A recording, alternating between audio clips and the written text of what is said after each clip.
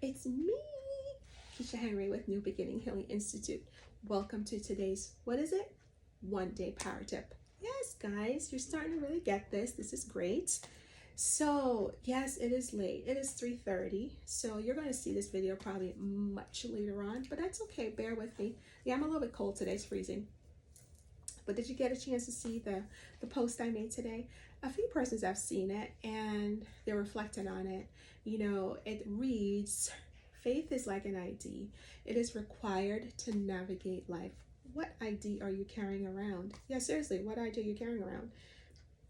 Your driver's license, that's an ID. You need it every day. You dare not leave your house without it. So how is it we leave our house every day? We go throughout life without having a faith ID. Okay, so it amazes me how much emotional blockage in our lives, and of course I'm always speaking to women because I'm a woman, and of course if you listen to my other videos, I talk a lot about how women, doesn't matter where we go in the world, that we're the most oppressed. This is still true.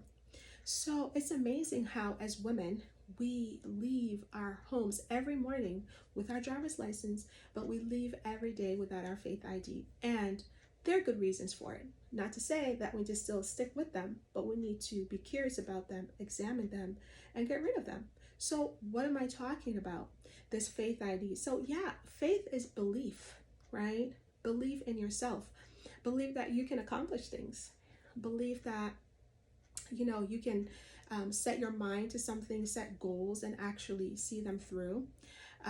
Faith and belief that yes, you're going to have forces and obstacles that will come up against you, but with this faith and belief that you have, that you'll be able to surmount these things and to be able to be successful and to be able to clinch what it is that you're going after.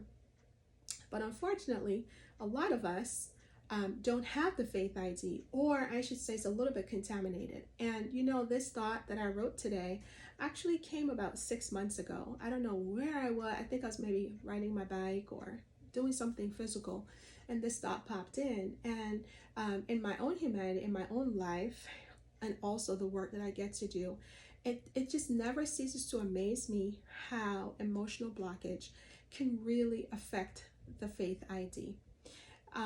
So what I mean by that is, it's interesting how the transactions between ourselves and others, I mean, whomever others are, it doesn't matter, parents, relationships, children, it doesn't matter. It never ceases to amaze me that when we have emotional blockage, how that impacts our ability to have faith, to do the things that are meaningful to us. What does that mean? Well, emotional blockage does not just begin in adulthood. So we don't just feel, these negative emotions, just because we're big. Obviously not, okay? So we have emotional parts, and they start when we're little ones, and so who knows when your faith ID got kind of muddied, if you will.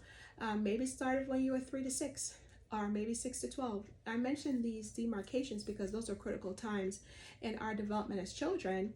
And it's amazing how these things happen when we're little, and these things become parts of us, and they travel with us over time, and they really can affect. So as we get older now, right, we start to really develop and understand, our more spiritual side. And I spent a lot of time talking about that in a prior video. But looking at how our spirituality is truly affected by the emotional things in our lives that we don't clear out, or perhaps that we're unaware of, and we've buried them so deeply for so long. So when you bury them so deeply for so long, guess what? You're still carrying that around, and that real faith ID is not the one that you're walking around with. As a matter of fact, we carry these other parts of us around, and then we try to appear like we're normal, and we try to appear like, we're just full of faith and everything's great. But truth be told, we know that's not true, because in our lives we're really not seeing the results anyway. So I don't know, what ID are you carrying around? Well, if you're not carrying around a faith ID, you know what, that's not the worst part. The worst part is that if you're not carrying faith ID and you choose not to take a look at it, you know that you're experiencing these things, As a matter of fact, it is said that when we have a lot of deep insecurities, it's because, these things have been just been percolating for a long time.